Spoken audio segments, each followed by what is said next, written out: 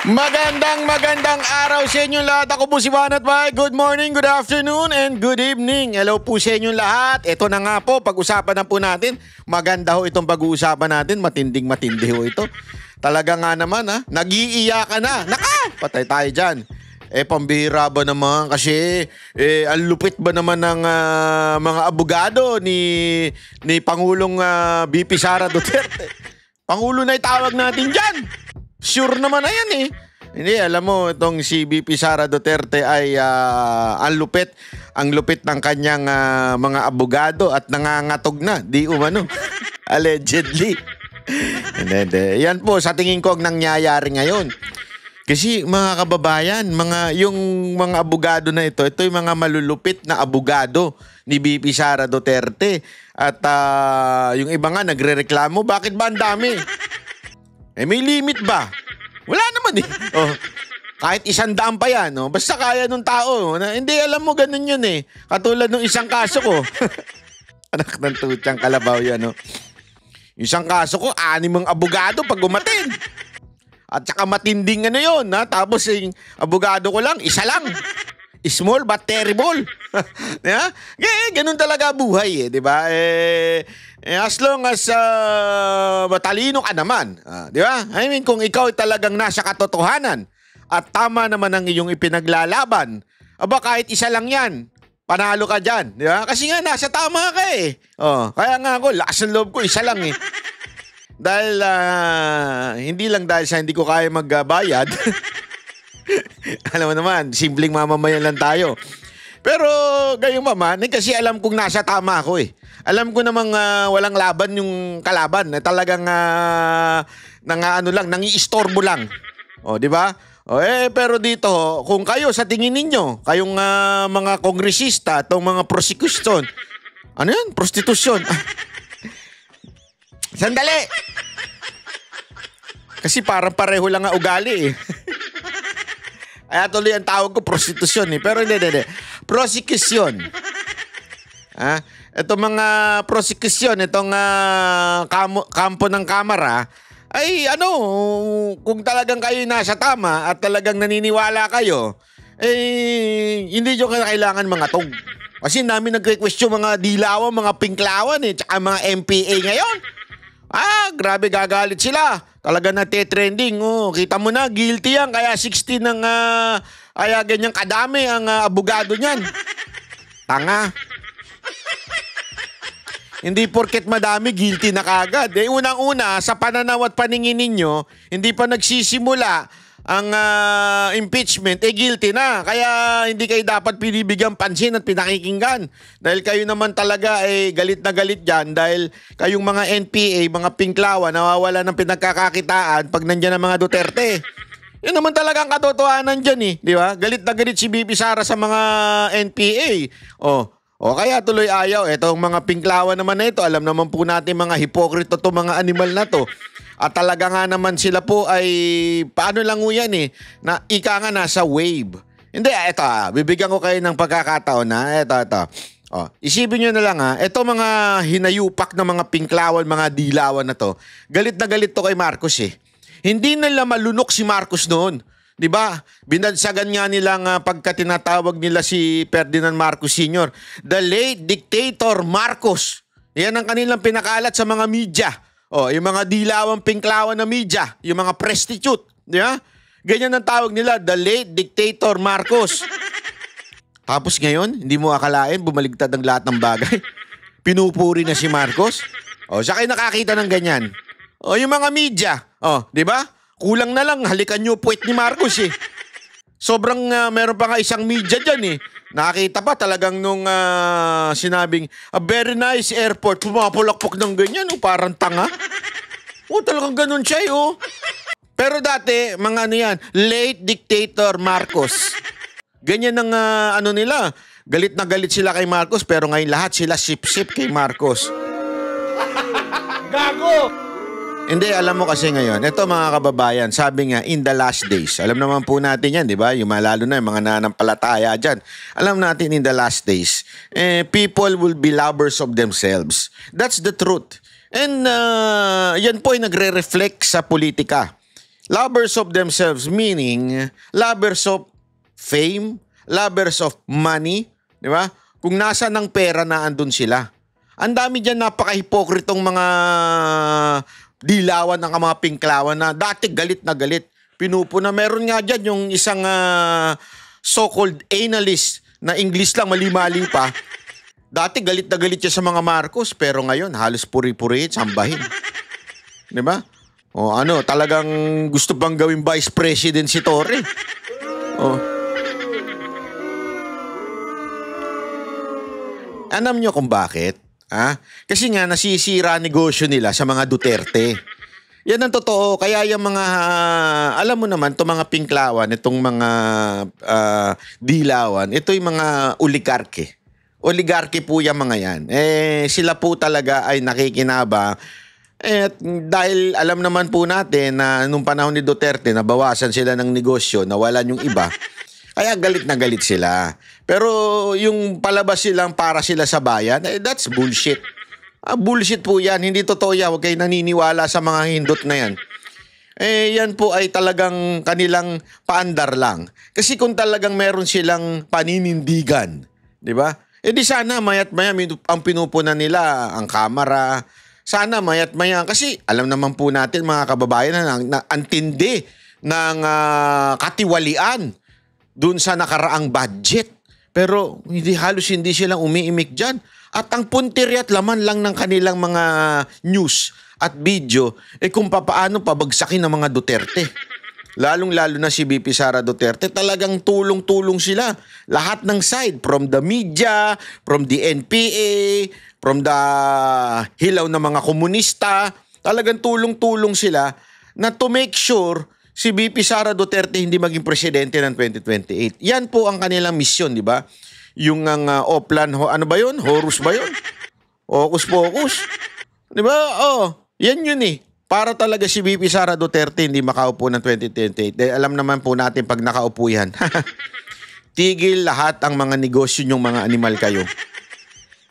Yan ang mangyayari dyan. Kaya, eto, tulong-tulong sila. Panoorin natin itong balita na to. Malupit po ito. Kaya nga ako, sa tingin ko, nag-iiyakan na ho itong mga, alam mo na, itong mga prostitusyon. Lagi ko namamali eh. Sa bagay, pareho lang naman ng kanilang ginagawa. Yung mga prostitute, babayaran mo, tapos palaligayahin ka. Di ba? Sabihin niya, they will follow you kung ano man yung iutos mo, di ba? Kasi nga, ganun eh, bayaran eh, ika nga eh. Ito naman, prosekusyon, parang ganun din naman yan eh. Sunod-sunuran lang naman din yan. Ika nga sa sabi ni Tiangco at ng ilang mga congressman, nung pumirma yung mga animal na yan, may kapalit na 150 million. Alleged 150 million na proyekto. Para sila ay manalo. Anong tawag doon? That's also a form of prostitution. Kapalit nga lang, proyekto. Ang kapalit, higop puwet ng kanilang pinuno. Ibig sabihin, susundin ang lahat ng iuutot ng kanilang speaker. Yan ang nangyayari ngayon, di ba? Kitang-kita nyo naman, talagang isang kumpas ni speaker. Talagang sunod-sunuran sila. Anong tawag mo doon? Pagbebenta rin lang yan. Hindi, kung yung mga prostitute pagbebenta ng laman, sila po pagbebenta ng prinsipyo. Yon! Gago! Mali. Kaya ituloy natin tong balita na to. Show of force. Ilang mga bigating abogado ang dedepensa para kay VP Sara sa kanyang impeachment trial at hindi sila bago sa mga high-profile na kaso. Naku po. 30 years ago sa Curatong Baleleng case, Curatong Baleleng. nila ang isang pulis na ngayon makakalaban naman nila sa prosekusyon. Ang iba namang personalidad sa kaso magiging senator judge sa susunod na kongreso. Ang detalye sa agenda report ni Hannah T. Magkahalong bagets at veterano ang 16-man defense panel ni Vice President Sara Duterte para sa impeachment trial niya. Sa unang tingin, parang bagong lineup, pero may... Sa mga hindi ho nakakaalam ng salitang bagets. Kasi Itong bilyonaryo may pagkaano ito yung kanilang mga lengguwahe ginagamit Ibig sabihin po ng bagets yung mga Gen Z, hindi nyo alam siguro yan. Ibig sabihin mga bata-bata yan. Kasi yan yung pelikulang bagets Alam nyo yan. No? Familiar faces din. Nandyan si Philip Siegfried Fortun, veteranong litigator na kilala sa malalaking kaso. Kasama rin ang kanyang longtime partner na si Gregorio Narvasa II, anak ni dating Chief Justice Andres Narvasa na naging lead defense counsel noong impeachment ni Erap Estrada. Yari kayo. Hindi lang sila, kabilang din ang ilang bigatin sa litigation, gaya ni Sheila Sison na matagal nang lumalaban sa Sandigang Bayan at criminal cases. Naku po, patay kayo Pero dyan. bukod sa mga veterano, lumilinya na rin ang new generation sa legal arena. Ito na. Marami sa kanila bago sa bar, galing sa top universities, at may mga natatanging background sa debate, Ano kaya litigation yun? at human rights work. Kasama rito sina Maria Celina Golda Fortun, Carlo Joaquin Narvasa, Miguel anak din Fernandez na dati ring band member ng Lola Oh, band member ha? Galing ha? Para pala si Jimmy Bondok to Palakpakan natin. Amor at Justin Gulaw na multiple-time debate champion. Nako. Siyempre, nandyan Galing. din ang malalapit kay VP Sara, Oh. kagaya ni Michael Poa na Nako. dating chief of staff niya sa DepEd, at si Reynold Monsayak, Nako, dating eto, magaling OVP to. spokesperson. Pagka ganyang mga upaw, magaling yan. Alam mo yung mga katulad nating mga... Hindi panlalait yun, proud tayo. Pag mga ganyan katulad nating upaw, magagaling yan. Hindi kasi alam mo mga kababayan, ang mga upaw, katulad natin, ayan upaw, di ba? Katulad nating mga upaw, kaya nababawasan ng buhok niya kasi yung utak gumagana palagi. Diba? Pag gumagana yung utak, syempre na-i-stress yung mga nerves sa buhok mo. Kaya tuloy natatanggal. Oh. Kaya delicate yung mga mahabang buhok. Pag mahaba ang buhok, matanda ka na, mahaba pa rin buhok mo, hindi nababawasan. Ibig sabihin, hindi nagagamit yung utak doon. Ganon. Biro lang mga kababayan. Baka naman sabihin ng iba dyan, nasa pagiging upawang talino. Hindi. Biro ko lang kayo. Tuloy. At class valedictorian ng law school nila ni VP sa San Ay, Beda. grabe, Ang class labing-anim na valedictorian abogado pala yan. Nagsumite ng entry of appearance na ad cotelem kahapon sa Senate Nako. Secretary. May agam-agam dito si Senate Minority Leader. May agam-agam pa itong... Ito, shh. Shh. Alis na dyan. Talagang, sinusulit niya yung sinusulit niya yung media ng Senado, no? I mean, paalis ka na Tapos na yung nyo Tapos na kayo Naka-break na. Tapos babalik na sa 30, bago na. Ikaw, sinusulit mo, ba't na magbakasyon ka na rin? Hindi mo gayahin si Bato. Hindi. Alam mo, kasi nakapalo tayo doon kay Bato. Tuwan-tuwa ako kay Bato yung... Hindi, kasi alam mo si Bato, simple lang pero rock di ba? O, kaya nga Bato, simple lang pero rock. O, di ba? Kasi nga si Bato, di ba? Simple lang pero pagka talino at logic, naku, di ba? Kaya nga ang tawag sa kanya, Batorni. Malupit to si Bato. O, pag bumili pa ng ng isda, ay... Pag nakikita ko video ni Bato, napapakain ako ng inihaw na isda. Lang hilig kasi mag-ihaw niyang isda niyan Uy, congratulations ha. Senator Bato ha. Tayo na lang nakakalam nun. Pero congratulations ha. Dahil sa iyo, nai-inspire din ako. Sana umabot ng August. O sa mga hindi nakakaalam na sinasabi ko, ay kasi hindi kayo nakapollow sa Facebook ko. O, kaya kung gusto ninyong malaman pa ang buhay-buhay ni Banat Bay, follow kayo sa Facebook ko tsaka sa TikTok. O, di ba? Kasi meron akong sabi nga kung yan ay hindi pa na ibebenta, akin ka sa birthday ko. Tingnan natin, malay natin, di ba? If God's will, it's God's will. If not, tatay magawa. Coco Pimentel. Na-inspire ako doon kay Bato. So, ibig sabihin, meron pa silang gustong sabihin na nag-a-appear kami, pero may mga kondisyon ito, ha? Tingin niya, gagamitin ng defense ang nangyari noong June Ba't ito bida-bida pa, no? Hindi ko maintindihan bumibida-bida pa itong tao na ito. Hindi naman na siya kasali. Hindi ka nakasali! Ba't ka ba bumibida-bida? Olat ka na nga eh. Hindi, kasi una exit na sa Senado. Tapos kumandidato sa Marikina, olat. So wala ka ng posisyon. Uwi ka na sa probinsya niyo. Ay, kisali ka pa, nakikisaw-saw ka pa eh. Gusto mo pa maging relevant eh. Talo ka na eh. Alam mo, pagkang bitter. Hindi kasi bitter ito kasi nawala sa kanya yung partido niya. Ang saklap doon, Brad, nawala siya yung partido mo. Yung partido mo, partido. Di ba? Okay lang. Talo na nga yung kandidato niyo pagkapangulo no, nawala pa siya yung partido. Tapos, talo ka pa doon sa election. Pati yung kinasama mo, talo rin sa election. Naknang weteng, oh. Hindi, alam mo, kaya siguro ang dami rin nagagalit sa mga Duterte. Dahil lahat ng kumalaban sa Duterte, yung mga talagang olat. Di ba? Lahat ng kumalaban sa Duterte. Sa impeachment court, napagkasunduan doon ang mosyong ibalik sa Kamara ang articles of impeachment. Straightforward lang yung order. Mag-a-add cautela appearance pa ba ang mga abogado? Dapat lang yan. Straightforward. Bakit? Magtatanong ka, bakit with caution pa ang appearance? Wala nang sasagot sa'yo kahit magtanong kang paulit-ulit. Hindi ka nakasali. Ay, sus! Wala na. Eto namang media, interview pa ng interview. Wala naman ng timbang yung sasabihin yan. Sa korte namin, ano palang ibig niyong sabihin? Paliwanag ni Senate Impeachment Court spokesperson Attorney Reggie Tonggol, inaasahan na nilang maghahain ng argumento ang defense team para i-dismiss ang kaso. Sinubukan ng Bilyonaryo News Channel kumuha ng pahayag mula sa mga abogado ni VP Sara, pero hindi raw muna sila haharap sa media para hindi ma-preempt ang kanilang depensa. Sa ngayon, wala pa ring opisyal na tugon ng kampo ni VP Sara sa hinaing summon sa kanya ng korte. First time itong nasa higit 10 ang counsel ng isang akusado pagdating sa impeachment. Nasa siyam lang kasi ang kay dating Chief Justice. Grabe, no? Talagang pinagdidiinan ng mga media. First time lang to.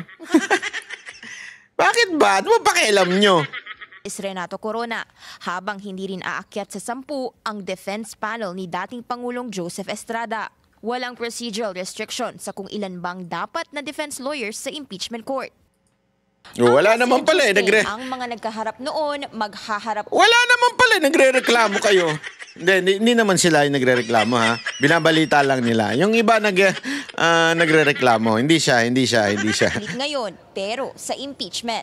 Taong 1995, 30 years ago, nagkasangga ang ilang familiar faces sa kasong Kuratong Baleleng. Magkasangga noon sina Kiko Pangilinan, Chel Jokno at Theodore Te sa prosecution, habang dinedepensahan ng Fortuna Vasa Salazar at Lolong Lazaro ang PNP officials na kinabilangan nina Romeo Acop at Ping Lacson. Fast forward to 2025, prosecutor na si Acop, magiging senator judges sina Lacson at Pangilinan, at prosecution pa rin si Jokno, pero sa impeachment na. At ang Fortuna Vasa at Lazaro nasa depensa pa rin. Si Sig Fortun, brother-in-law rin ng mga Remulla. Patunay na sa paglipas ng panahon, ang mga dating naghaharap sa hukuman muling nagkakasalubong sa mga maiinit na laban ng politika at batas sa Pinas. Para sa agenda, Hannah T. Bilyonaryo News. Yun na. Di ba? So, ayan na nga po. Alam mo mga kababayan, ha? Balita ko. Joke po ito, joke. Balita ko, nag-iiyakan na daw yung sabi ng mga prosecution. Ano nang gagawin natin? Ang lulupit ng kalaban natin. Kasi naman si speaker pinahama kami, mapapaya tuloy, malalaman tuloy na bobo kami. Joke po yan, na joke. Pag siniseryoso. Sasabihin naman nila, fake news ka, banat ba? Joke po yan. Sandali. Medyo, I'm feeling under the weather. Medyo sinisipon-saipon tayo. Hindi kasi alam nyo mga kababayan, ang weirdo ng weather ngayon. Ha? Talagang weather lang. Biglang aambon, biglang uulan, tas biglang titigil. Tas ang init-init talaga yung singaw ng alam mo yung lupa at saka yung mga karsada. Grabe, iba. Parang nasa impyerno mula nung dumating si Marcos sa at saka si Romualdez sa gobyerno. Parang impyerno na Pilipinas, no? Sobrang init. Nakikisabay. Anyway. O yun na nga po. So, grabe yung tindiho ng ano. Alam nyo mga kababayan, ako po excited ako dito sa mangyayari ho sa impeachment. Honestly, I'm so excited. Kasi doon pa lang sa unang hirit pa lang di ba? Yung unang birada pa lamang po nitong impeachment court, yung sila yung nag-convene. Diyan, nakita mo na talaga Nakita mo na kung sino talaga ang bobo at saka sino yung nagpapa-coach. Yung alam mong merong kumukumpas, di ba? Alam mo yun Isa doon, yung katabi niya, tinuturuan ng walang ya. Binubulungan, pinapasahan ng script sa telepono. Tapos yan ang gusto niyo maging pangulo. Shit! Gago! Oh. Akala ko, pinakamalalang lutang, si Robredo na. Oh, sinabayan pa bigla ni Marcos. Tapos biglang ito si Ontiveros. Naku po! Alam mo, pag kayo binato sa dagat, di kayo malulunod. Puro kayo lutang. Gago! Oh! Sigurado ako yung utak ninyo lulutang. Ay, hindi ko po sila binabantaan, ha? Oh, hindi ko po sila binabantaan. Figure of speech. Figure of speech lang po yan, ha, mga kababayan. Baka sabihin na naman nila, si Banat ba?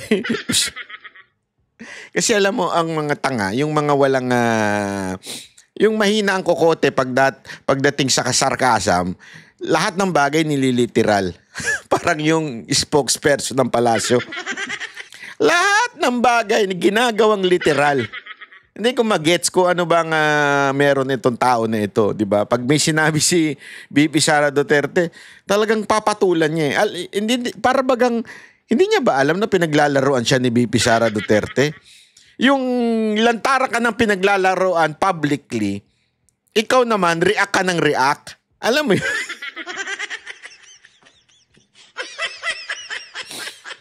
Minsan may mga kaibigan kaming ginaganyan Alam mo yung hindi niya maintindihan yung isang bagay. Mas lalo pa namin siyang paglalaroan tungkol sa bagay na yun. Na pretending that it was true, di ba? Kasi nga, natatawa kami. Kami ni Dada mahilig sa ganyan Hindi ko na lang sasabihin kung sino yung pinaglalaroan namin minsan na. Sabihin nyo nga dyan sa baba kung sino. Minsan may pinaglalaroan kami pagka hindi alam yung bokabularyo na sige lang. Paglalaroan lang namin. Alam mo yun, eto si Claire Castro, ganun. Yeah? Pag kami binanggit si VP Sara Duterte, hala, sige. Talagang kokomentan niya kahit alam niya, ewan ko kung alam niya bang mali. O yun ang kanyang job description na magmukhang tanga. Meron bang ganun? Halimbawa lang ito, katang-isip lamang ito. Siguro ni Marcos sa kanya, i-appoint kita pero ang gawin mo ganito. I-troll mo lang ng i-troll si VP Sara Duterte. Kahit magmukha ka ng tanga. Hayaan mo sila. Para yung mga vlogger ng ni Duterte, sa'yo nakapokus, hindi sa katangahan ko. Hindi kasi malay mo, di ba? Hindi, eto katang-isip lamang po to, pero malay mo ganun ang ginawa, para mag-hire ako ng tanga. Para hindi nila mapapansin yung mga katangahan ko, yung tangang yun ang i-hire ko para siya ang pagtitripan. Siya ang babanatan. Lalong-lalo na itong banateros na ito. Grabe magbumanat. Malay mo, may ganun talaga. Alam mo ito doon pa lang sa simula, doon pa lang sa ginawa ni Chis Escudero, hindi actually, ginawa ni Bato na inedit ni Cayetano na pinayagan ng presiding officer at eventually led to 18 votes para i-remand. Doon pa lang nawindang ng yung mga mahina ang kokote. Nawindang na po yung mga hindi makaunawa. Alam mo, ito in fairness, whatever political color of Escudero, si Escudero mautak. Oh, to be honest. Kaya lang minsan siguro ginagamit din niya sa ewan ko kung saan. Pero mautak. Even ako nga pinapanood ko pa nga minsan yung vlog nila Heart niya. Siya tsaka si Heart eh. Because kahit pa paano, makikita mong may laman ng utak ni Escudero. Minsan kasi masarap din manood ng ng ganung klaseng vlog eh. Yung may istorya, may kwento, pero makikita mo pag nag-usap sila, may utak. Ang swerte ni Heart ha. Hindi kasi baka isipin ng iba, swerte naman ni Chis Escudero, ang bata ng niya. Hindi, pero maswerte rin yung si Heart kasi kahit pa paano, may utak yung, kasi mahirap naman po yung ikaw ang trabaho ng trabaho tapos yung asawa mo walang utak. Madaming ganyan eh. Ang ganda nga nung babae. Ganda-ganda nung babae, di ba? As in, pang JTV ang datingan, pang KTV mga datingan, di ba? Ang ganda, di ba? Pero yung jowa, utang inan niya, no? Pogi nga, pero walang laman ng utak. Ay, walang trabaho. Uuwi tuloy yung mga jowa nilang nakamotor. Na binili pa nung jowa nilang... Ano nga, bakit? Kasi nga walang utak eh. Ang daming ganyan ngayon na mga Gen Z, mga kabataan ngayon. Ganyan.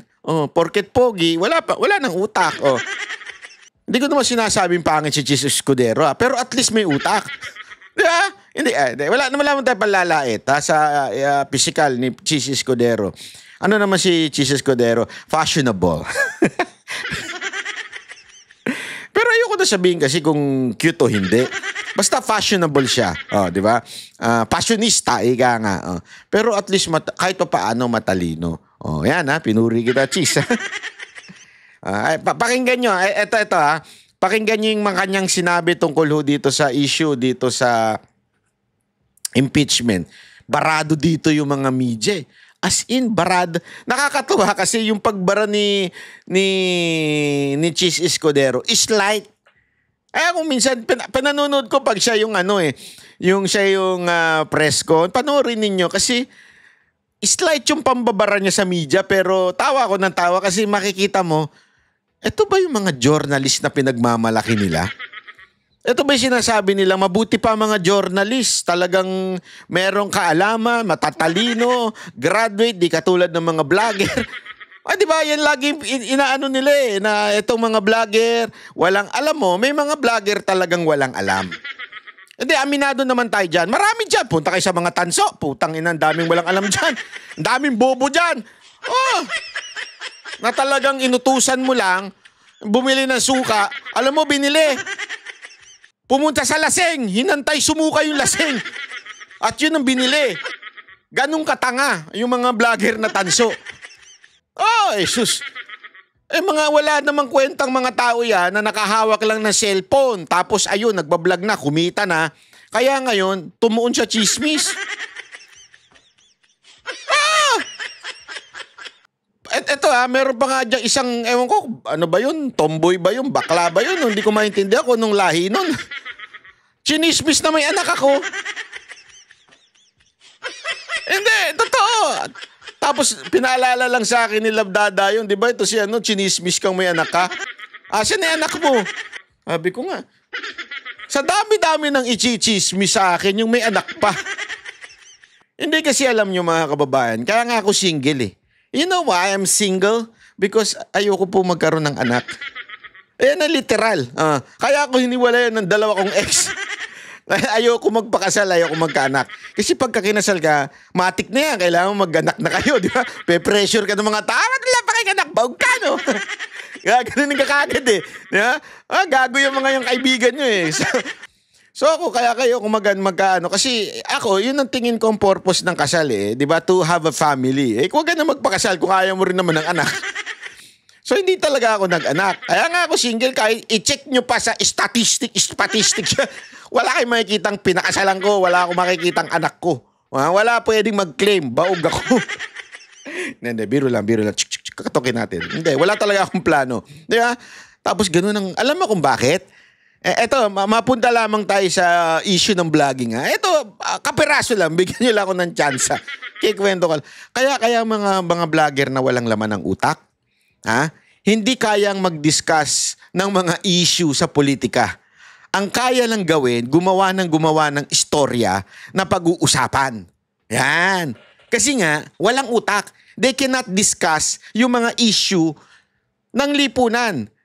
Kasi alam nyo, political vlogging, ito, ako po bilang pinuno po ng Banateros, lagi ko po sinasabi sa kanila yan, huwag tayong maging iangat natin ng level ng pagbablog. Mag-aral kayo. Pag hindi nyo alam, itanong ninyo. Mag-aral kayo. Kung nakikita ninyong upload, ay isang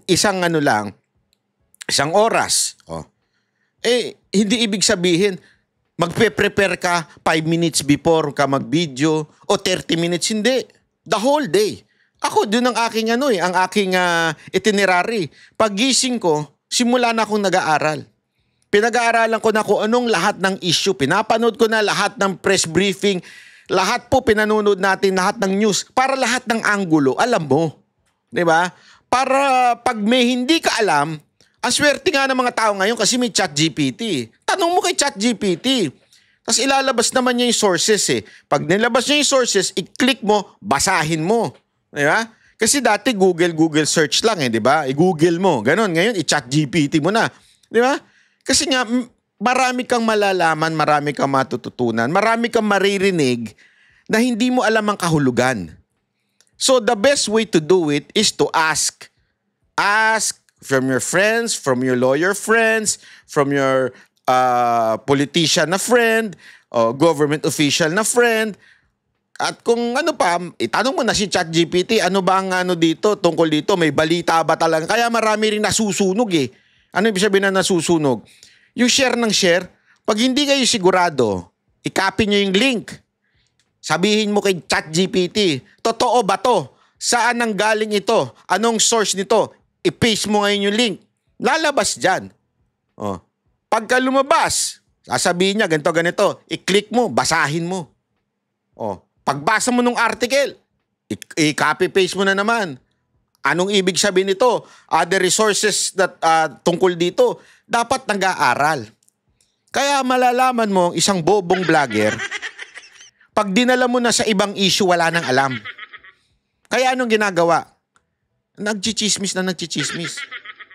Ang hilig magchismis, ang hilig gumawa ng istorya, ang hilig mag-imbento. Kasi naman din, ito'y katotohanan, not only sa ating mga Pilipino, human beings, mahilig talaga sa chismis. Ewan ko nature ng tao ang maging chismosa. Totoo yan. Bakit? Paano ko nasabi?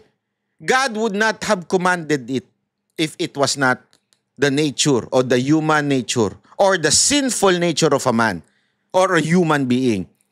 Kung hindi ang tao ay prone sa chismis, God would not have commanded not to bear false witness. As a matter of fact, nung panahon ni Joseph, nakulong siya, naibenta siya, at kung ano nangyari sa kanya na mga tragedy, it's because of chismis. Naintindihan nyo?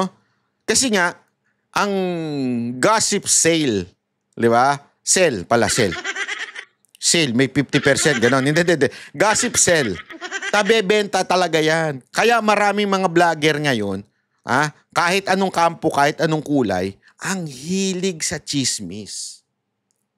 Alam nyo mga kababayan, ang masama po kasi dito, nahihirapan tuloy yung mga tao, mga Pilipino, i-discern ng katotohanan kung pati tayong mga Duterte supporter ay nagiging chismosa na rin. Real talk tayo. Kaya dapat, mga kababayan, stick tayo dun sa katotohanan. Kasi what we are fighting for is the truth. Ang pinaglalaban nating katotohanan and injustice in our country. Kung hahaluan natin ng chismis at propaganda na ginagawa ng mga pinklawan, na ginagawa ng NPA, anong pinagkaiba natin? Same tayo. Diba? Magiging pareho lang tayo nila. Anak ng puta, kaya tayo nakikipaglaban dito para nga baguhin yun eh. Tapos ganyan naman din palang gagawin natin. So dapat doon tayo. Kaya nakakatuwa, itong nangyari sa mga press briefing ni Cheese. Kasi naglalabasan ng chismis dito. Anong chismis? Kesyo binayaran daw si Cheese. Kaya kesyo takot daw si Cheese kay VP Sara Duterte. Yung mga ganyang eksena. Sa totoo lang, ang ganda ng paliwanag ni Cheese Escudero dito. Pakinggan ninyo ha. Game. Update saan? Your update sa summons and orders lang po. Officially, wala pa kaming natatanggap. Kaugnay ng mga order na binigay namin, puro social media lamang ng mga sagot ang nababasa ko. Pero officially... Ayan, katulad niyan. Di ba? Halimbawa, yung mga congressman, ito yung yung nagtipon-tipon tong prosecution, kesa na sagutin ang Senado, kesa na mag-file sa Supreme Court ng petition against do sa remand ng Senado, anong ginawa nila? Humarap sa social media. Humarap sa media. Post, sagot ng kung ano-ano. Nakalimutan ata nila, nag-convene na ang court. When you say nag-convene na ang court, dapat simula na yung trial nga. 'Di ba? So ibig sabihin, ikaw hindi ka na congressman. Prosecutor ka na. Parte ka na ng prosecution. So ibig sabihin, you are part of the court now. So everything na i-discuss mo should be discussed in the court, not in social media. As a matter of fact, meron niyang ganyan, 'di ba? Na batas. Hindi pa pwede mga abogado nagsasalita sa media, dadaldal ng kung ano-ano.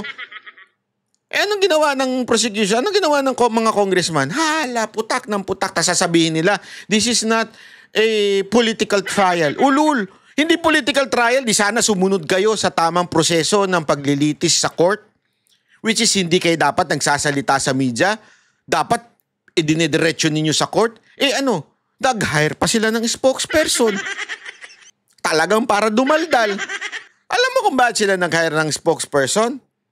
Kasi nga, bawat isa sa kanila bida-bida. Siguro napagalitan din. Pwede ba, tumahimik na kayo dyan? Isa na lang ang magsasalita para sa ating lahat. Kasi lahat sila daldal ng daldal eh. Kanya-kanya sila eh. Pag pinanood nyo yung kanilang press briefing, iba-iba sila na sinasabi. Yung isa, sinasabi nila na magsasubmit sila sa ginawa ng Senate. Meron naman tong isa, sinasabi ang constitutional. Tangina pa, iba-iba ang sinasabi ng prosecution. Dapat iisa yun eh. Kasi nga, korte ka na eh. Dinidemanda ninyo, ipinoprosecute nyo ngayon itong si VP Sara Duterte. So, dapat iisa yung voice ng mga abogado na yun. Anong nangyayari? Kanya-kanyang bida-bida. Ayan, kaya sila siguro kumuha ng spokesperson. Baka tama na yung daldal natin, tama na yung bida-bida natin. Anyway, tapos na yung election eh. Gago! So, isa na lang magsasalita. Ayan, kaya tuloy nag-hire sila. Wala pang natatanggap ang korte. Mula sa Kamara o mula man kay Vice President Sara. Sir, kailangan bang i-publish pa? May sinabi kasi si Spokes Tonggol kanina. Kailangan i-publish pa nila yung certification or pwedeng i-send lang nila sa inyo tas okay na yun? Nga pala, good mood ako ngayon. Hindi ko na sabihin tulad ng sinabi ko. Lahat ng komunikasyon ngayon sa pagitan ng prosecution at ng nasasakdal ay sa pamamagitan na ng pleadings. So, kailangan isumite nila yan sa korte sa pamamagitan ng pleading. Yon ay dokumentong legal yon na naayon sa rules of court. So, kung resolution man yon ng Kamara, kailangan nilang i-attach yon sa isang pleading na ang tawag ay compliance kaugnay sa order ng impeachment court. Yes. Kailan yung in-expect yung compliance? So, kailan dapat yung compliance ng case rep? Kasi yung sa number 2 dun sa order, hindi pa nila po yung makakomply. Totoo naman yun at parang hindi naman namin alam yun. Kaya nga nakalagay doon, di ba? Compliance kaugnay sa pagsunod sa 1-year ban. Yan ay kailangan isumite ng 19th Congress. At compliance kaugnay sa desidido ba silang ituloy ito sa panibagong Kongreso dahil hindi nga pwedeng i-bind ng 19th Congress, 19th House, ang 20th House. So yun, dapat ibigay naman ng 20th Congress. Klaro at maliwanag yun. Pero doon sa order, sir, walang nakalagay na timeline. Nakalagay 20th Congress. No, I mean, sir, yung sa order number 1, so dapat may sagot, may compliance sila doon sa number 1 doon sa order. Pwede nilang paghiwalayan na isumite yun, pwede rin nilang sabay isumite yun sa kasabay na ng 20th Congress. SP yung attestation, sorry ate, yung attestation hanggang June 30 lang? Alin? Yung attestation hanggang June 30 kasi 19 Congress? Hindi. Ang sasagot ng compliance sa 1-year ban ay 19th Congress. Siyempre, sila gumawa niyan eh. Kaya nga sir, Hanggang June 30 lamang nila pwedeng i-file yon dahil wala silang authority na i-file na yon pagkatapos ng June 30. Pero wala naman deadline, so kung hindi man nila i-file yon, pwedeng i-file yung attestation na yon sa 20th Congress. Wala naman deadline yun eh. Pero akala ko pa SP yung 19th ang dapat sumagot ng attestation. Sana. Pero paano kung yung 20th Congress magbago ng isip at sabihin yung pinasang resolusyon ng 19th na compliance sa 1-year ban ay hindi pala compliant? So, may posibilidad na 20th Congress din ang sumagot doon kung ninanais nila. Ayokong pangunahan yung 20th House of Representatives. So walang problema SP kung hindi umabot hanggang June 30 yung attestation? Wala, dahil wala rin namang mangyayari dahil aantayin din nga natin yung masagot yung summons at pagdating ng panahong yun na makapagsumite ng reply ang prosecutors ay 2 araw na lamang naiiwan bago mag-lapse yung authority ng prosecutors sa June 30. Sabi ni Congressman Arnan Panaligan, one of the congressman prosecutors, malabo daw yung order, kaya hihingi sila ng clarification. Okay lang, pero hindi siya pwede magsalita sa ngalan ng lahat hanggat wala kami natatanggap na pleading. Ulitin ko, alam kong political process ito, pero hindi na ito madadala sa mga interview, press release, at saka social media post. Kung ano man ang ninanais ng Kamara, dapat sila magsalita in one voice, in unison, sa pamamagitan ng isang pleading na isasubmit sa impeachment court. Hindi pwedeng pa isa-isa silang sasagot at magpapa-interview na lamang at yun yung sasagutin namin pa isa-isa din. We will only answer, if at all, any formal communication submitted through a pleading by the House Prosecution Panel representing the House of Representatives.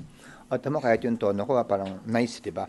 So they not comply. So kung hindi sila mag-comply dun sa order, that's defiance. So anong pwedeng gawin ng Nasa sa kanila yon, pero nakalagay sa isang verbal or oral order bago kami nag-adjourn ay magsischedule ang presiding officer, sino man yon, ng impeachment court sa 20th Congress kapag ka nakapag-comply na ang Kamara at sa panig naman nasakdal ang defendant or respondent dito sa kasong ito sa pamamagitan ng pagsumite ng answer doon sa summons.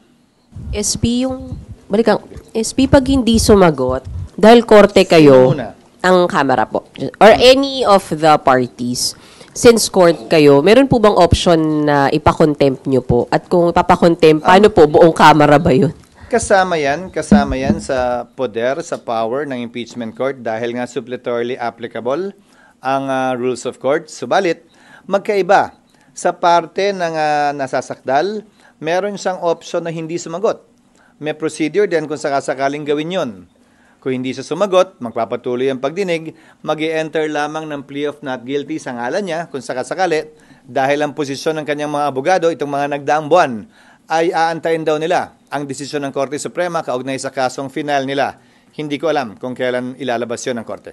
What about yung House SP Sa ko? panig ng Kamara, desisyon niya ng impeachment court pagdating ng 20th Congress kung may ipapataw na parusa, pero definitely pagpapaliwanagin muna sila kung bakit hindi sila nagsumite ng kanilang compliance. At saka, Ang weird no? akala ko ba interesado silang gawin ito? So, Kaya nga ang weird niyan Pa-fourth bid pa sila. Hindi, yan ang diniin nila Lalo na yung mga pinklawan. Fourth bid, ganun sila ng ganun. Ngayon, hinihingi sa kanila, itutuloy nyo pa ba? Kasi lilipat na tayo ng 28th Congress. Remember, may mga iba na yung mga congressman na iba dyan. Interesado pa ba kayo? Sumagot na kayo. Nasunod nyo ba yung complaint, yung nirereklamo na hindi kayo duman sa JUP? Bakit hindi nyo sagutin? Galit na galit kayo dahil ang bagal-bagal ni Chis Escudero. Tapos ngayon, mag-iisang linggo na mahigit mula nung nangyari yun, hindi kayo sumasagot. Ano ba talaga? bakit hindi sila mag-comply? Kumbaga, papasa sa kamay nila kung bakit hindi ito matutuloy kung hindi sila mag-comply. Okay. So sir, clarification. walang trial, hindi kayo mag-resume hanggang walang compliance dun sa order. Yon ang oral order na binigay sa impeachment court in open court bago kami nag-adjourn. Pero siyempre, ulitin ko desisyon yan ng 20th Congress, 20th Senate. Ang posibleng magbago yung desisyon, posibleng pareho pa rin yung desisyon. Again, hindi namin pwedeng i-bind yung 20th Congress Senate kaugnay sa mga pagpapasyang ito. Sir, so kailangan pa bang humarap ni VP Sara? Sang-ayon sa aming rules, oo. Pero may karapatan siyang hindi humarap. Kung ayaw niya, magpapatuloy yung pagdinay kahit hindi siya humarap. SP, so hindi kayo magre-resume ng impeachment court if hindi ma-comply yung 1 and 2 sa pag-remand? Depende ngayon sa 20th Congress. Ulit-ulit paulit-ulit. Depende yan sa 20th Congress. Hindi niya pwedeng sagutin yan dahil presiding judge siya ngayon ng 19 Congress. Magpapalit na Senate President kung sakaling, alam mo yon. So dapat sila ang sumagot noon. Tapos na paulit-ulit. Ulit-ulit na lang Depende yan sa presiding officer ng 20th Congress. Halimbawa, sa aking pananaw, kung hindi magsumite ng sagot si VP Sara, kung hindi mag-comply ang Kamara, at some point in time, kailangan magpatawag ng pagdinig para pagpasahan at pagdesisyonan ng impeachment court yung non-compliance, hindi lamang ng Kamara, pero pati na rin ang sasakdal. Kung kailan gagawin yon, walang timetable o time period ang nakasaad sa rules namin. Sir, yung inhibition, sir, may mga nananawagan ng mag-self-inhibit sila. Sino? Senator Amy, Sino Senator nananawagan? Robin, ACT Teachers Party List halimbawa, sir. Kasi Pumirma sila sa impeachment, so klarong anti-Sara sila, klarong pabor sila sa impeachment. Ulitin ko ang sagot ko. Anumang panawagan o kahilingan ng sinumang biased na, pabor man o kontra sa impeachment, pabor man o kontra kay VP Sara, hindi namin didinggin o papakinggan dahil biased nga sila At kung may panawagang inhibition dun sa mga pabor kay VP Sara, anti-impeachment, malamang may panawagan ding inhibition dun sa mga ayaw kay VP Sara at saka pabor sa impeachment ng mambabatas. But generally, ang pag-recuse, ang pag-inhibit is voluntary on the part of the impeachment court judge. Nakita na nating nangyari yan sa ibang impeachment na kaso. Kung maalala ninyo, ang defense panel hiniling na mag-inhibit si Senator Judge Drilon nung impeachment ni Chief Justice Corona. Ang desisyon ng impeachment court doon ay hindi yan pwedeng pagbotohan, ni hindi tinake up sa impeachment court dahil voluntary decision yan ng isang impeachment court judge. Ngayon, defense panel ang humiling nun. Dahil duda sila sa sinasabi daw nung panahong yon. Masyadong anti-corona daw yung posisyon ng senator judge. Para sa akin, yan din ang i-apply naming president at hindi lang rules kaugnay sa inhibition. It is voluntary on the part of the impeachment court judge at hindi yan pwedeng ipilit sa sino man. Pabor man kay VP Sara o kontra man kay VP Sara. Pabor man sa impeachment o kontra man sa impeachment. Unti-unti nyo naman ang nakikita yung mga nagsasalita, hindi ba? Kung kaninong panig sila nakabilang, klaro na anti-Sara, for impeachment sila. Klaro din yung iba na for Sara at anti-impeachment sila. Pagka ang boto na kailangan ay based dun sa number of seats or based sa 24. So kung marami mag-inhibit kung sakali, maapektuhan yun. Hindi mangyayari yun sa pananaw ko. Hypothetical na naman yan. Nakasaad sa rules at ayon din sa ruling ng chair ng impeachment ni Chief Justice Corona na magsisilbing president. Pwede lamang matanggal sa bilang ang sinumang senator judge kapag tinanggal sila bilang senador sa ilalim ng ethics at disciplinary procedure ng Senado. Hindi kasi ang issue dito yung pinapa-inhibit yung mga judges halimbawa tulad ni Senator Robin at saka ni Bato, tsaka ni Amy, pinapa-inhibit sila dahil nga daw bias kay VP Sara Duterte definitely anti-impeachment. That is so unfair. Kasi, paano naman yung iba? Diba? Ang sinasabi nila, dahil nga in-endorse ni VP Sara Duterte, especially yung Duterte, yung may mga papasok pa, tulad ni Marcoleta, sandali.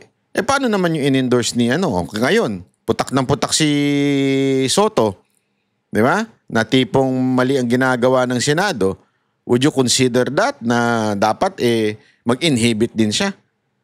Kaya nga, there is no specific rule o law na dapat mag-inhibit. Meron kasing isa ako narinig na comment. Ay, si pangalan nito. Yung laging sablay na ini-interview ng TV5. Yung abogado nila doon. Yung in-house abogado nila na sablay. Pangalan nun, nakalimutan ko na yung pangalan nung walang yun eh. Sinabi niya, kasi daw sa court, nag-i-inhibit ang judge. Kunwari, merong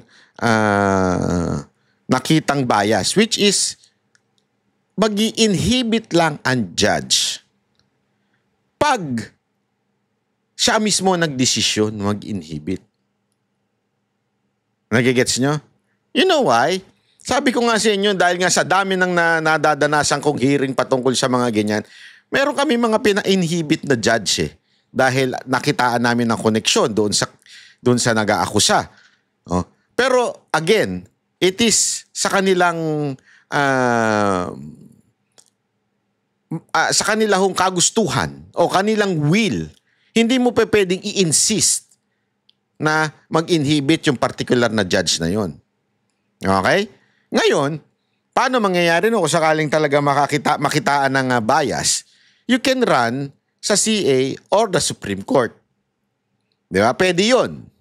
But still, on this particular case, this is not an ordinary court wherein walang above court dito sa Senate impeachment court. Kaya nga, the law says they are the sole authority. When you say sole authority, walang kasama. Ibig sabihin, exclusive authority ang nasa Senate. So walang pwedeng magsabi sa kanila, oy, ikaw mag-inhibit ka. Ibig sabihin, kung ano yung talagang kagustuhan lamang ng senador o Senate judge na yon, yun lang ang pwedeng mag-inhibit. Pwede niyang sabihin na, ako, ayoko na. Kasi talagang walang pwedeng magsabi. Okay? Pero hindi ko maintindihan, pilit sila ng pilit. Tinan mo yung side ng media, pilit sila ng pilit. Bakit hindi nila tinatanong yung mga katulad ni Ontiveros? Yan ba? Bakit nila idinidikdik lang yung quote-unquote pro-Duterte judge o Senate judge? Diba? Bakit di nila tinatanong yung kabila? Kasi nga po, ewan ko kung ba yan. Pag-inhibit bilang impeachment judge. SP, sir, yung bilang ng boto is based pa rin sa 24. Hindi ko, alam mo, itong impeachment na to, tulad nung dati, maraming pinanganak na matatalino at magaling kaugnay sa batas. Wala namang nakasulat sa batas niyan. Wala din namang nakasulat sa rules namin kaugnay sa computation na sinasuggest ng ilan sa mga ekspertong nagpapakilala ngayon kaugnay ng impeachment. Katulad ni Coco Pimentel. Kasi sabi ni Coco Pimentel, pabor pa nga daw yun pag nag-inhibit. Kasi nga, mababawasan na. Diba? Mababawasan na yung requirement kasi nga ang binibilang ay yung papabor sa impeachment. So definitely, kung halimbawa lang kasi inisip ko din yan Kunwari 24 sila, halimbawa lang. Tapos nag-inhib ang 2/3 ang 1/3 ng 24, I think it's correct me if I'm wrong I'm not sure about dito sa math na to. Maybe 8. Okay? So, kung sakaling maging halimbawa lang, nagpa-inhibit yung 9. So, naging 15 na lang. So, yung 2/3 daw nun, yung 1/3 pala, sorry. Yung 1/3 nun, that would convict impeachment kay VP Sara Duterte o yung maghatol ng impeachment, mas mahihirapan daw. Kasi nga, bumaba na yung numero. So, alam mo yon, something like that. Ang akin kasi dito, ito lang. Tama yung sinabi ni Chis Escudero. Yung iba nagmamagaling lang. Wala nga sa rules niyan. So, yan, pagdedebatihan na naman. Nagigets nyo? Kasi,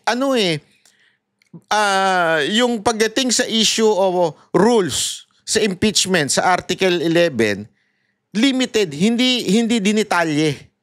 So all authority would be decided by the senators. So kung all authority madi-decide ng senators, every time magkakaroon ng utos ang Senate o motions ang mga judges, bobotohan na naman. Yan yung sinasabi ni Chis Escudero. Yung mga nagsasalita ngayon dyan, mga nagmamagaling lang. Kasi hindi pa pwede dahil wala naman po sa rules. Huwag niyong i-assume yung gusto ninyong opinion dahil wala naman po yun sa rules. Hindi pa pwedeng magpatupad ka ng isang batas dahil lang opinion mo yan, batas na yan Dapat ganito. Hindi pa pwede. Wala nga sa rules So gagawa ka pa ngayon ng rules. Di ba? SP, good afternoon. Ano? 24, halimbawa may mag-inhibit, pero 24 pa rin yung... Walang nakalagay sa rules. Wala ring basihan na sabihing mas mababa sa bilang na yon.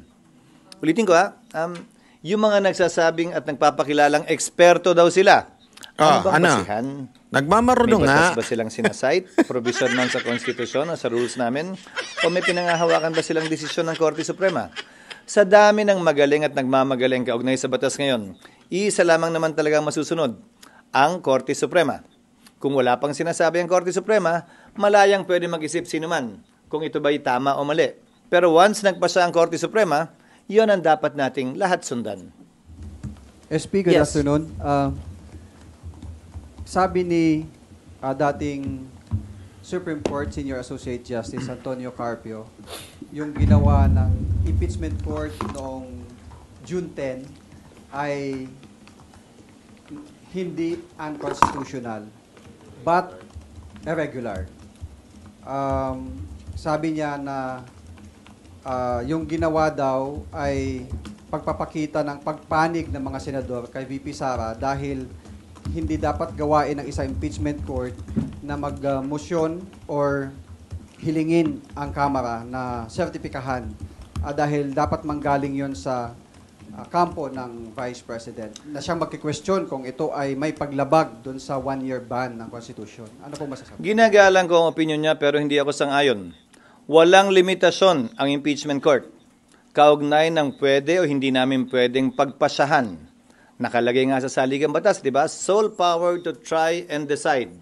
Sa aming rules o sa rules man ng rules of court, walang nakasaad doon na bawal ka gumawa ng ganito o ganyan o ganoong motion.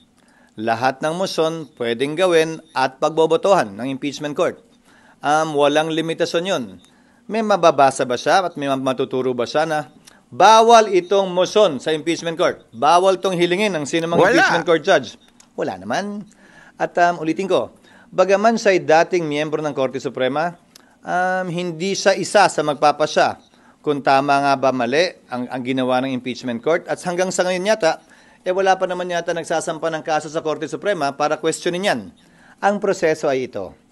Kung may ginawa ang Senado o ang Kamara man na hindi naaayon sa konstitusyon sa pananaw mo, sa pananaw ni Justice Carpio, ni naman, malaya silang pwede mag-question sa Korte Suprema. At Korte Suprema magpapasya kung sino nga ba ang tama at mali.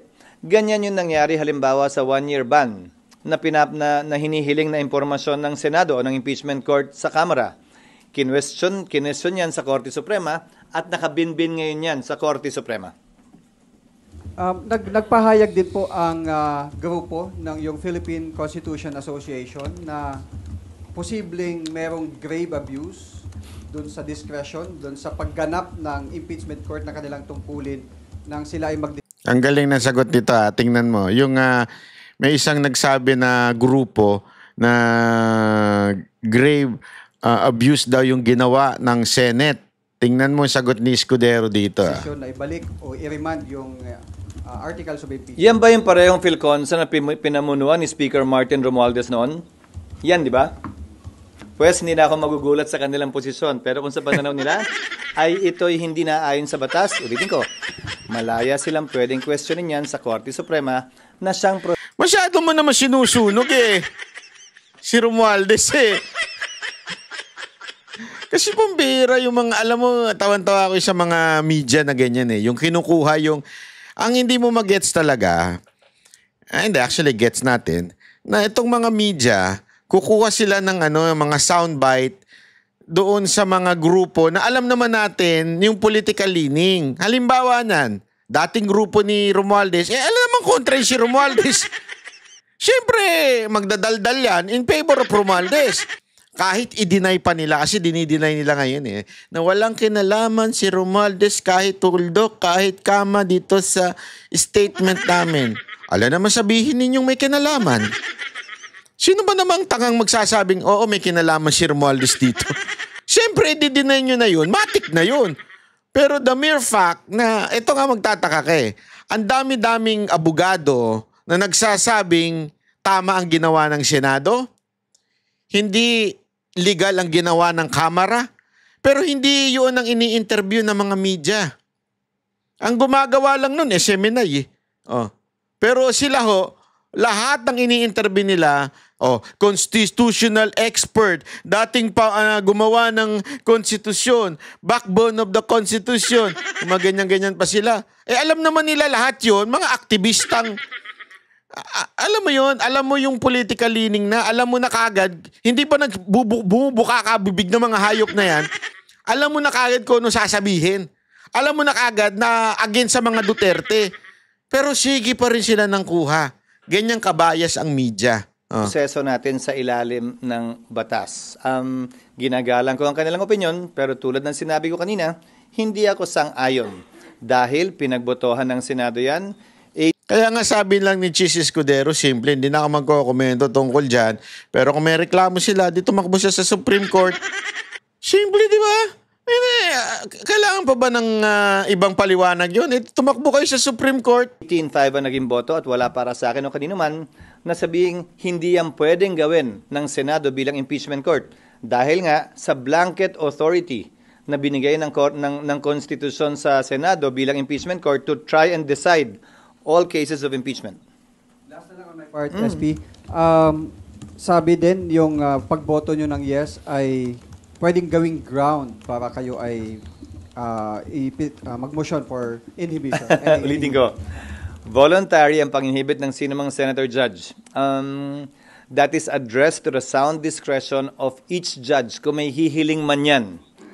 Pero, opisyal lang yan na didinggin ng impeachment court kapag hiniling yan ng defense o ng prosecution panel. Hindi ng kung sino man na nagsasalita ngayon sa labas ng impeachment court na klaro, may posisyon at may pinaniniwalaan na sila na panig o side nakakampihan. Kung may mag-move from prosec or defense na ipa-inhibit kung sino mang senator judge, itatakel nyo po sa impeachment court? Again, citing precedent, it will be addressed to the sound discretion of the impeachment court judge. Hindi yan pwedeng pagbotohan. Ano bang ibig sabihin ng address to the sound discretion? Nasa sa kanya. Hindi kami pwede magbotohan na i-inhibit siya. Walang ganong proseso. Ang proseso ay, ikaw ang bahala kung gusto mo mag-recuse o mag-inhibit. Pero para talaga matanggal siya, kung gusto mo, kung may ginawa siyang paglabag sa kanyang trabaho bilang senador, sa pamamagitan ng isang ethics complaint. Yon ang sinabi ni dating Senate President Enrile, kaugnay sa mga motions for inhibition nung panahong yon, nung impeachment ni Chief Justice Corona. Itatakil ng ethics as a Senate Hindi body? ko sinasabing itatakil. Ang remedy nila ay tanggalin yung senador bilang senador. Ayun. I-ethics complaint kung gusto nila. Pero hindi tanggalin bilang impeachment court judge. Sorry, makulit. Isa na lang. Paano po kapag buti alam mo makulit ka. Sorry, SB. Paano pag kitang-kita na yung kulay nung isang senator judge? Ala, paulit-ulit. Bakit ba gusto nyo tanggalin? Kasi olat kayo.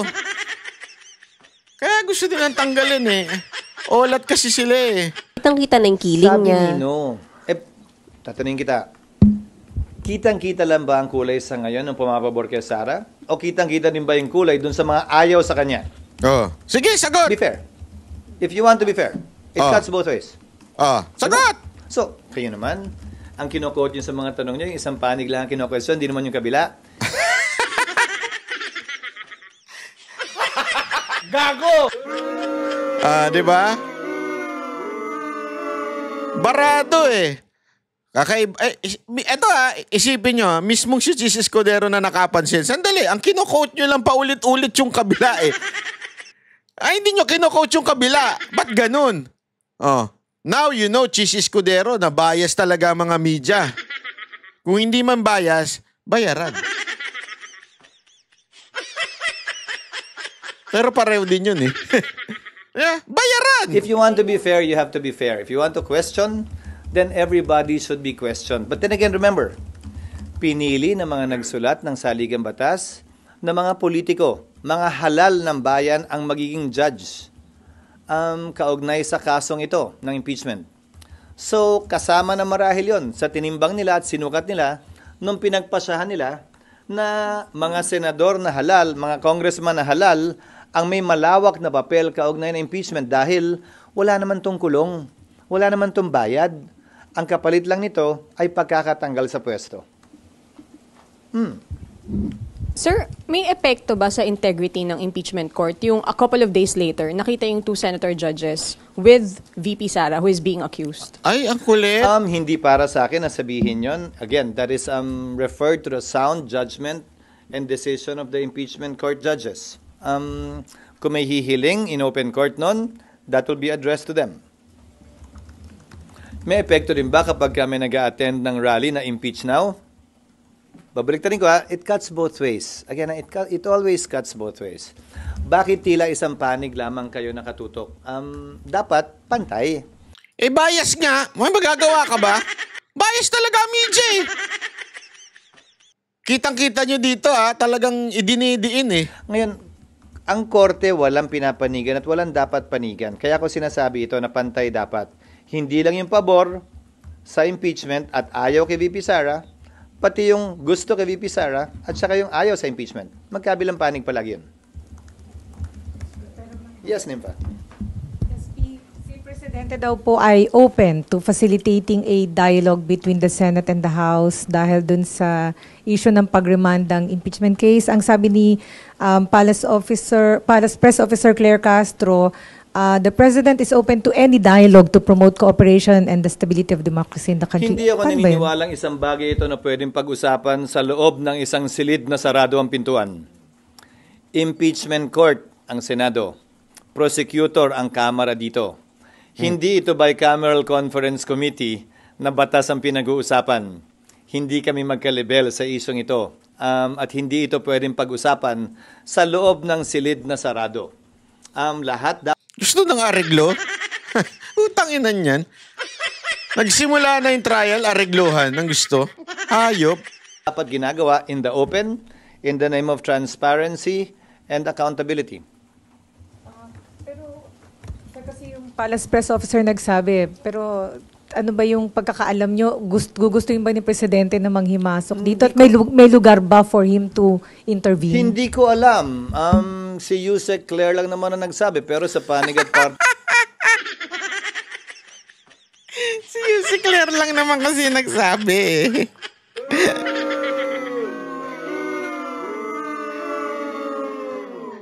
Ito naman kasing mga media talagang ipapahamak nyo pa yung amo nyo si Marcos eh. Si Yusek Claire nga nagsabi eh. Teko, ano nga ang pag-uusapan? Ano mga mapagkasundoan namin? Kung meron man, kailangan namang gawin pa rin in open court. Bakit hindi na lamang gawin in open court? So, hindi kailangan ng dialogue, sir. Pleading Wala ako nakikitang dahilan o rason kaugnay sa bagay na yan. Ulitin ko, ang proseso natin ay kung may hindi sang-ayon sa proseso ng Kamara o ng Senado, pwedeng iakyat sa Korte Suprema yan, which under our Constitution is the sole arbiter with respect to deciding what is legal and or illegal, what is constitutional and or unconstitutional. Hindi yan pwedeng pag-usapan o pagkasunduan ng Kamara o ng Senado bilang prosecutor man o bilang impeachment court. Hindi ba ang amicable settlement sa pagitan ng magkabilang panig? Walang amicable settlement sa pagitan ng korte at ng prosecution. Wala.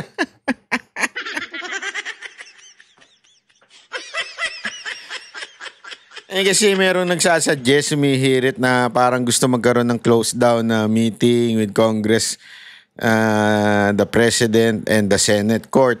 Yun na nga yung sinasabi. Kung meron man kayong kasunduan, yung kayo dalawa yun sa regular court pero I don't think it will apply here. Kasi impeachment ito Pero gayon pa man, sa regular court nga hindi ginagawa yun Tapos gagawin natin magkwentuhan dito, tapos eregluhin na lang natin. Porket nagsisisi na kayo ngayon. Kung nalalabuan ang Kamara sa proseso o basta kung may nalalabuan, mag-submit ng pleadings dapat ang House bilang prosecutor. Ang tagal na nilang atat na atat magsimula ito. Hindi ba? Siguro naman dapat handa na sila at nalalaman nila yung mga dapat at pwede nilang gawin sang-ayon sa rules ng Senado at sang-ayon sa rules of court na suppletorily applicable sa rules ng Senado kaugnay ng impeachment. Again, once the court is established and the court has been established already, ang lahat ng komunikasyon ay sa pamamagitan ng mga pleading. Hindi sa pamamagitan ng press release, hindi sa pamamagitan ng meeting o caucus, hindi sa pamamagitan ng social media, kung hindi sa pamamagitan lamang ng pleadings. Hindi kailangang mamagitan dito ng presidente, hindi kailangang mamagitan sa Senado at sa Kamara. Wala akong nakikitang pangailangan dahil wala namang kailangan ipagitan. Dahil simple lamang naman, nag-utos ang Senado bilang impeachment court, nag-utos siya hindi lamang sa nasasakdal, pero pati na rin sa prosecution. Kautusan na sa aking pananaw at palagay ay dapat sundan at sundin. Kung hindi, may remedies ang impeachment court, may remedies din naman yung magkabilang panig kung sakasakali.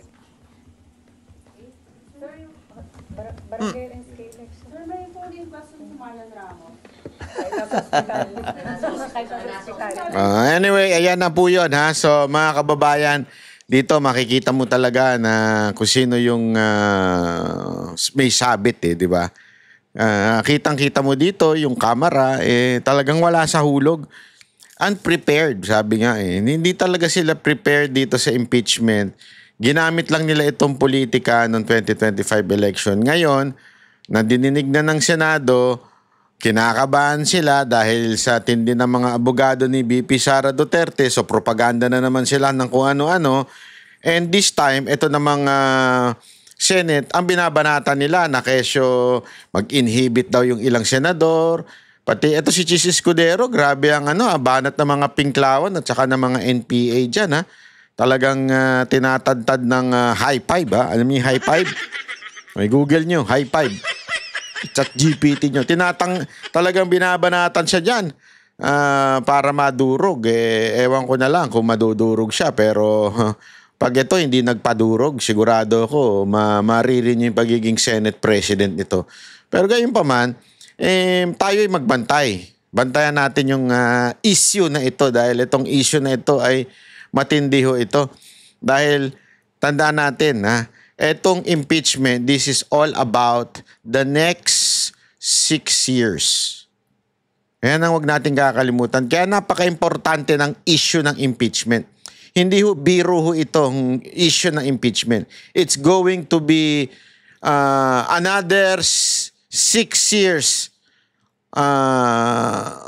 in hell or another 6 years na maaayos na ang Pilipinas. Pag na-impeach si VP Sara Duterte, naku po, maniwala ako kayo sa hindi. Talagang todo na ang bagsak ng Pilipinas sa nangyayari. Ngayon pala, kitang-kita na ho natin. Kaliwat kanan ng ang kabalastugan at pang-aabuso ng Congress sa ating budget, di ba? Naapektado ang buhay ng bawat Pilipino. Yung issue ng PhilHealth, wala na. Nek nyo na lang. Ganun na lang ba yun? Issue ng pagtaas ng presyo ng bilihin, wala na rin. Di ba? Yung napa akong 20 pesos. Sabihin na naman ng iba, ba't meron naman 20 pesos banat bay? Gunggong. Ang sinasabi ni Marcos dapat lahat, hindi pwede yung 20 pesos na sa piling lugar. Kung saan nyo lang trip, hindi pwedeng ganun. Dapat sa lahat. Unfair naman yun. Bebenta mo yung 20 pesos sa iilang lugar lang, hindi pwedeng gayon. Di ba? Kalokohan talaga budol talaga ang nangyayari dito sa ating bayan di ba? So sana tutukan natin ito. Wag na again ako po ay nakikiusap sa lahat ng Duterte supporter. Tigilan na natin yung pagsasawsaw. Alam mo, sabi ko nga sa inyo, ang chismis at ang mga sira-siraan, ang pag-divide sa mga Duterte supporter, kaya yan nananatili na naandyan. Dahil kayo rin naman ng pinababayaan ninyo, sinusuportahan nyo, sinusulsulan ninyo Tapos makikijoin pa kayo, makikicomment pa kayo, makikisali pa kayo. Again wala akong pinapanigan, wala akong pakialam kung ano man ang kwento nila. Hindi ko pinapanood, wala ako sa pakialam sa usapin na yan. Kayo din sana ganun. Huwag nyo nang panoorin, huwag nyo nang komentuhan. Kasi kumukomment pa kayo, nakikisaw-saw pa kayo, kung ano-ano pa sinasabi ninyo. Kaya tuloy lalong umaapoy. Paypayan mo ng paypayan ng uling, talagang aapoy ng aapoy yan. Pero kung pabayaan mo lang ang uling, tingnan mo, mauubos din yan. Hindi, ganun lang naman kasimple yan Tingnan mo ang baga na may, di ba? Yung uling na may baga. Huwag mong paypayan yan. Huwag mong pansinin yan. Tingnan mo, ubos yan. Isang araw, wala nang yan. Wala nang apoy yan. Mapapagod din yan. Kayo kasi paypay kayo ng paypay, lagay pa kayo ng lagay ng kahoy, lagay ng uling. Kaya tuloy hindi tumitigil. Again wala po akong pinapanigan, wala po akong pakialam sa kanila, wala. Okay? Hindi ko wala po akong basta kung ano lang yung nalalaman ko, yun na yun. Pagka meron silang against doon, problema na nila yun. Hindi ko na ipagtalaban pa yung sinasabi ko kasi, ladies and gentlemen, this is not about us. I don't understand why these vloggers, they keep on talking about themselves. Diba? Hindi kayong bida. Huwag nyo ang bida dapat sa vlogging nyo. Walang iba. Kung ano yung tama, yun lang dapat ang bida. Kung ano yung tama para sa bayan, hindi yung kanya-kanya kayong issue kasi wala kayong utak, ina ninyo. Yan ang Banateros, boses ng ordinaryong Pilipino,